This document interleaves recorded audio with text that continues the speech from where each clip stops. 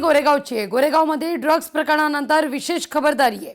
शिवडीत आज इव्हेंट होतोय आणि शिवडीतल्या स्कॉटिश डीजेच्या कॉन्सर्टवर पोलिसांची करडी नजर असेल। कॉन्सर्टवर साध्या गणवेशातील पोलिसांचा वॉच असणार आहे। यामध्ये कुठल्याही अंमली पदार्थाचं सेवन होणार नाही यावर विशेष लक्ष असेल। कॉन्सर्टमध्ये सहभागी होऊन साध्या गणवेशात पोलीस या सगळ्यावर नजर ठेवतील। अधिक अपडेट घेऊया आपल्या प्रतिनिधी भाग्यश्री कडून। भाग्यश्री, आज पुन्हा एक कॉन्सर्ट मुंबईमध्ये, ज्या कॉन्सर्टवर पोलिसांसह आता प्रसार माध्यमांचं देखील लक्ष आहे। नक्कीच याआधी आपण बघितलं की नेस्को ड्रग्ज प्रकरणामध्ये प्रकार झाल्यानंतर 2 तरुणांचा मृत्यू झाला।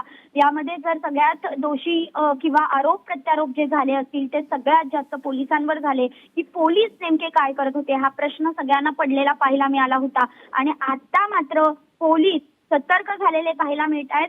आज एक कॅल्विन हॅरिस या स्कॉटिश डीजेचे कॉन्सर्ट जो आहे तो पार पडणार आहे, शिवडीमध्ये हा पार पडणार आहे। आणि 20,000 लोक तिथे येणार, म्हणजे तरुण तरुणी जे आहेत ते येण्याची तिथे शक्यता वर्तवण्यात येत आहे।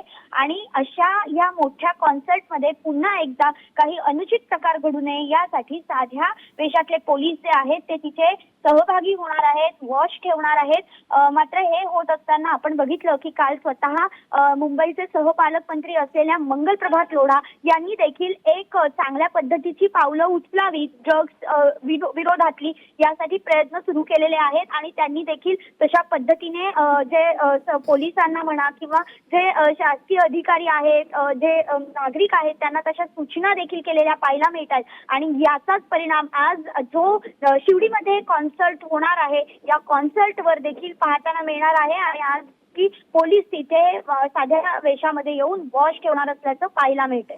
अगदी भाग्यश्री, धन्यवाद तुम्ही दिलेल्या या माहिती करता। लोकशाही मराठी ऐका, पहा, जागरूक रहा।